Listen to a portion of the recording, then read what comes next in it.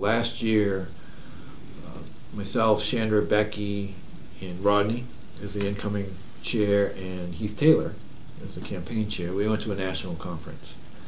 And we're in this one of those big sessions, and we're doing an exercise on strategic planning, and the other people at the table were from Boston, which is probably raises $20 million, $30 million. And we were talking about the Tocqueville Society, which are people that give $10,000 and above. We have, I think, 96 people that do that here. They couldn't believe it. Little Columbus, Georgia. Or the dollar amount that we raised, and when you look at per capita givings and that kind of things that we do, and leadership giving, we have 1,000 people give over $1,000.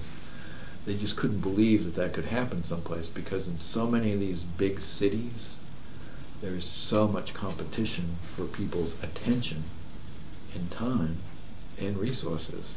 United Way is not as important as it used to be. Is it easier or harder to do your job not being somebody who's from Columbus or Georgia, Alabama, or even the South?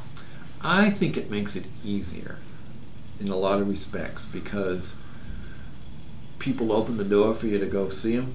They want to talk about what they do.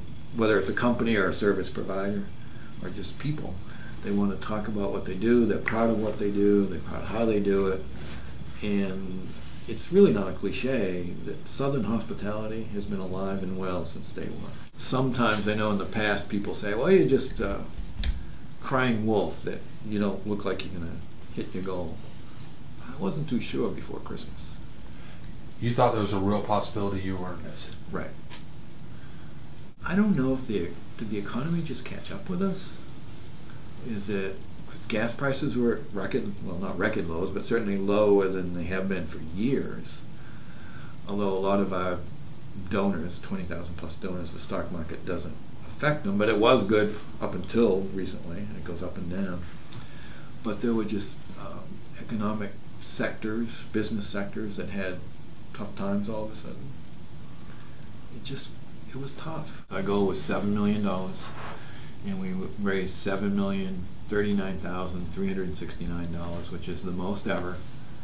You know, when you put that in perspective of our size town, it's pretty phenomenal. The biggest key to raising money is you have to ask people first. The biggest reason people don't support their church or their school or the United Way is nobody ever asked them, and then make that case for why you should give. It's work. It's only work if you think it is, but I love what I do. The key to our success is there's a lot of different pieces, but it certainly begins with volunteer leadership, and we're very lucky here to have the best of the best volunteer for us, both as a campaign chair, board of directors, and throughout all the different levels. A staff that understands and supports the mission, in a community that views United Way as important. In Columbus and Phoenix City area believes in the United Way. Not every town is as supportive as it is here. In our finale, we highlighted Kellogg's. As you know, Kellogg's is closing.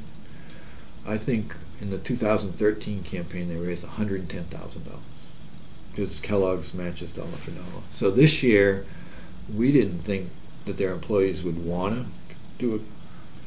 They raised, I think it was $90,000 with a match.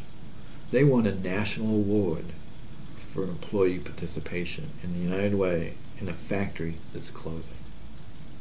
I think that is an illustration of the belief and commitment in giving back to the United Way and their community.